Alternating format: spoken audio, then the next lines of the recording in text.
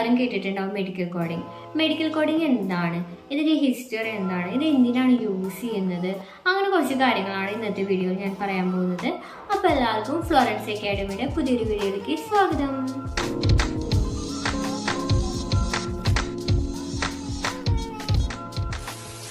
17th സെഞ്ച്വറിയിലാണ് ഇതിൻ്റെ history തുടങ്ങുന്നത്.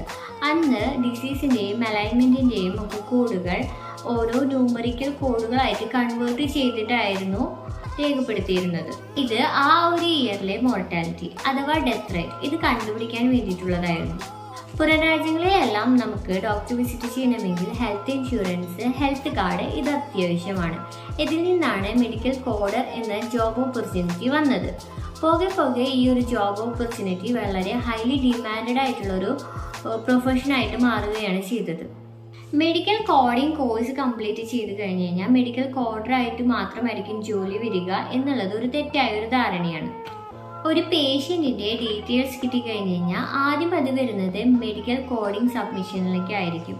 അതിൽ നിന്ന് റിജക്ഷൻ വരുമ്പോൾ മാത്രമാണ് റീസബ്മിഷനിലേക്ക് വരുന്നത്. ബില്ലിങ്, അതുപോലെ തന്നെ ഇൻഷുറൻസിൽ പേഷ്യൻറ്റിൻ്റെ അക്കൗണ്ടിൽ എത്ര ഔട്ട്സ്റ്റാൻഡിങ് ബാലൻസ് ഉണ്ട് എന്നുള്ളതെല്ലാം വിളിച്ചറിഞ്ഞ് അതിന് അപ്രോപ്രിയേറ്റ് ആയിട്ടുള്ള ആക്ഷൻ എടുക്കുന്നവരാണ് എംപ്ലോയേഴ്സ്.